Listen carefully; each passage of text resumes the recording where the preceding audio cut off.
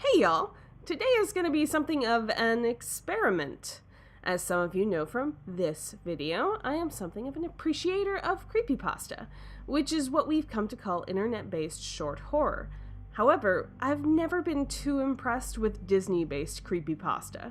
It usually falls into the gimmick of thing for children is really evil, without ever investigating anything more closely. So I wrote something of my own. It's an experiment, a draft more than anything, and I would like to read it for you today. So, submitted to the Midnight Society, I give you The Magic is Real. So often, people create stories of terrible, eldritch things happening here at Disneyland, but the truth is much more mundane. Yes, there are a multitude of demons and imps watching you just out of sight in the resort, but most of us could be classified as mischievous. We are the products of skilled artistry, the inspiration of our Imagineer parents, but it's you guys, the guests, that really give us life. Millions of children at heart have walked through these gates, believing the magic was real, and now it is. There are some places to watch out for around here, but it's easy, and we'd like to help you. No, the most dangerous place in Disneyland is not the Haunted Mansion, far from it. Those at Ghost Relations know how to read the guests better than anyone else. They make sure that kids that aren't ready never see past the facade. But for those brave enough to get inside, the mansion makes sure they have the ride of their life. And the hitchhiking ghost won't really follow you home, but your child might have an imaginary friend for the duration of your time in the park. This friend is very lucky with the fast pass system, don't complain. Now, the mansion isn't some soft nursery ride. The Winnie the Pooh ride is further down the river. No, our gray lady puts right up front what she is. If there's some punk teenager or uptight helicopter parent walking into the stretching room, odds are they'll exit their doom buggy with a new appreciation about things. The rest of us don't ask how, but the mansion, she gets things done. And no, It's a Small World isn't evil either. Everyone who thinks they're edgy loves to tell that joke, so kudos with keeping up with the crowd, I guess. Small World is probably the holiest place in this park. Yes, it's cheesy, chintzy, and overly saccharine, but it was made by old white men as an apology for the mess they made of the world, and you'd be surprised how far a sincere apology will get you. It was made with the hope of a brighter future and blessed with the waters of all the oceans. The true face of Small World is rarely seen behind Mary Blair's handiwork, the repetitive song, and those archaically dressed little dolls. Even among the children it is hidden. But those who have seen it come out weeping.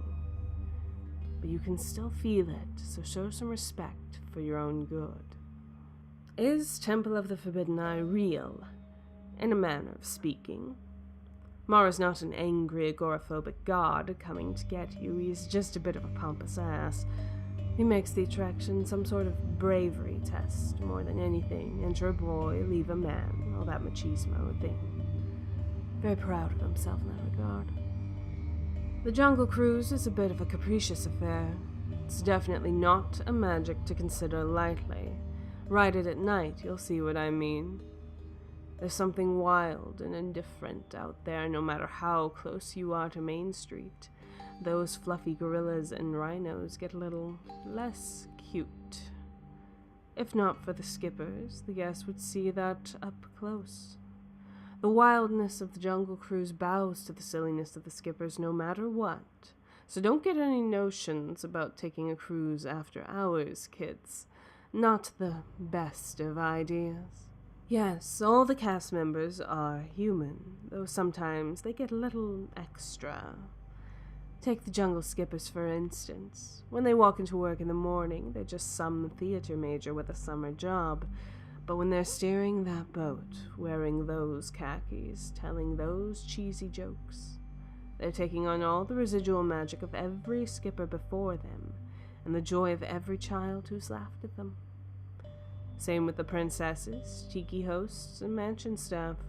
It's not so much possession, more channeling, as they say, around New Orleans Square. There's a subtle difference in their performance, not to knock all the hard work and practice the cast members provide. The Dapper Dans are always in harmony, even in normal conversation. The skippers can make anything funny, lighten any situation. Even the counter attendants of the ice cream parlor can get a little sweeter. As far as what to watch out for, Pirates of the Caribbean is the most dangerous thing in the park. That river takes you somewhere, and I'm not exactly certain where. Not everyone comes back. The veil that keeps those pirates from actually seeing you is a thin one indeed. Try not to take a wrong turn, and believe me, you can. And should you get stuck, don't look those pirates in the eye, no matter what. The quote from Jurassic Park is wrong, and there are enough empty boats hopping back into the Blue Bayou to prove that. We did lose a submarine at full capacity once. This was back when it was 20,000 leagues under the sea. We're thinking the giant squid got a hold of it, and it's been off course ever since. I wonder if it will ever come back. I sure hope it doesn't. It's been decades, and I'm not sure in what state it could return. The Pixar fish are a good deterrent, yet there's an empty dock still sitting there, and the cast members pray fervently at every closing they never see it filled. Are there ghosts in Disneyland? Plenty. They tend to gravitate to the mansion at first, to no one's surprise. That isn't always the best fit for them, so the rest of us fiends try to find a good niche where they can better apply themselves.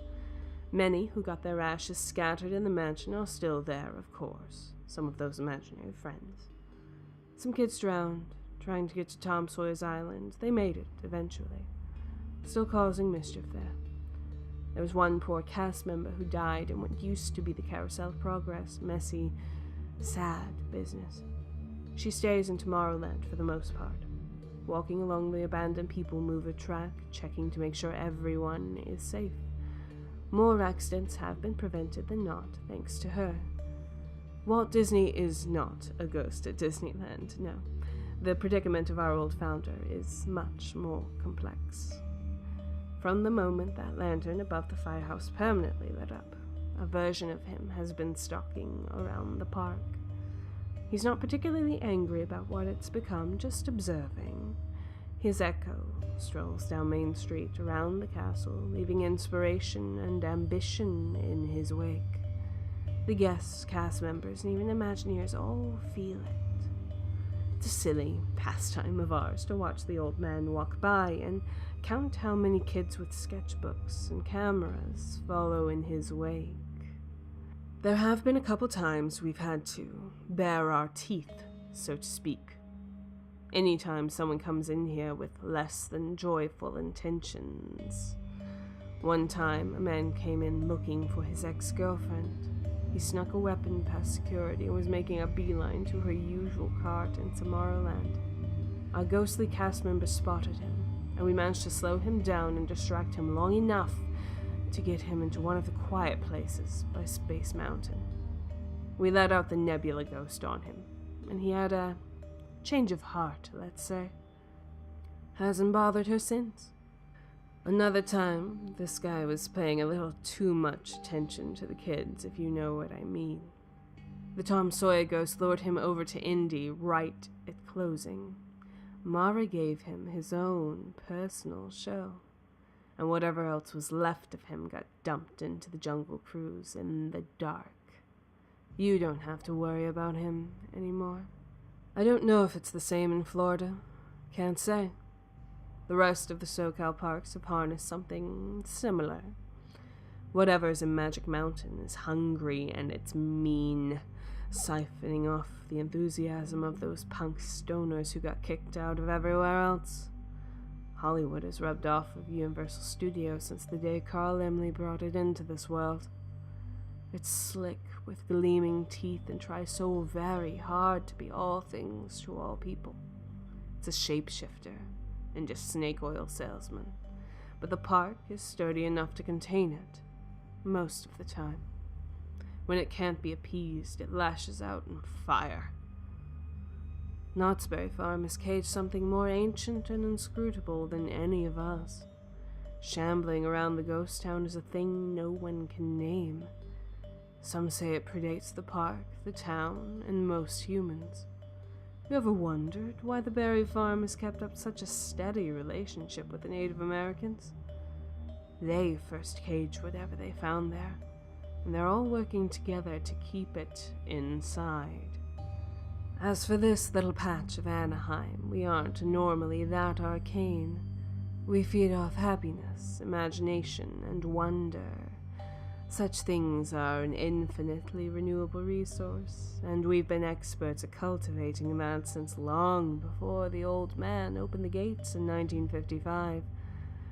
We may be an ephemeral, eldritch breed, but our fingerprints are simple.